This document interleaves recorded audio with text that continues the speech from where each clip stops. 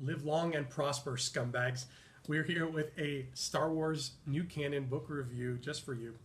The one I'm holding in my hand right now is Star Wars Aftermath by Chuck Wendig. This came out last September. It started off this whole thing about Journey to Star Wars The Force Awakens. It was the first one to do that. So let's talk about the good, the bad, and everything in between. But before we start that, I just want to make a little sidebar mention here of how much we love Star Wars here. I'm being filmed by an iPad right now, and the iPad is not being held up by a human being. It's being held up by Star Wars paraphernalia. It is sitting on top of a Star Wars trivia game, and it's being positioned using a Bodhi Rook action figure. Okay, that's how cool we are here. I just wanted to drop that little nugget, and I want you to keep that in your mind because that's what's happening behind the scenes right now. Thank you, James, for using your figures to support the camera. So, Aftermath by Chuck Wendig. The good. It takes place in that, that beautiful little period of time that we know absolutely nothing about. It's nestled right in there between Return of the Jedi and The Force Awakens. It's very soon after Jedi. The Emperor is dead, and basically this whole book is about that. It's literally the aftermath of Palpatine's death, what happens to both the Rebellion and to the Empire.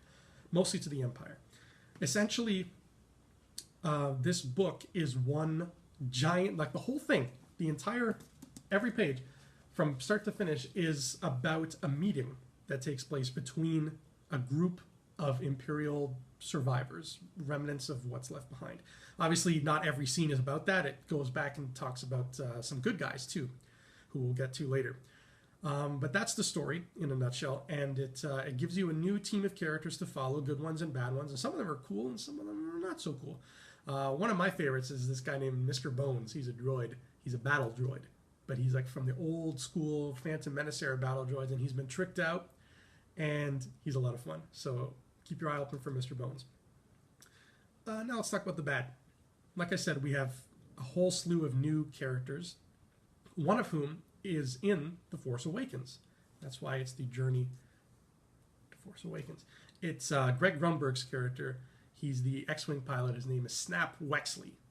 Sidebar, Snap Wexley is totally going to be my band name one day.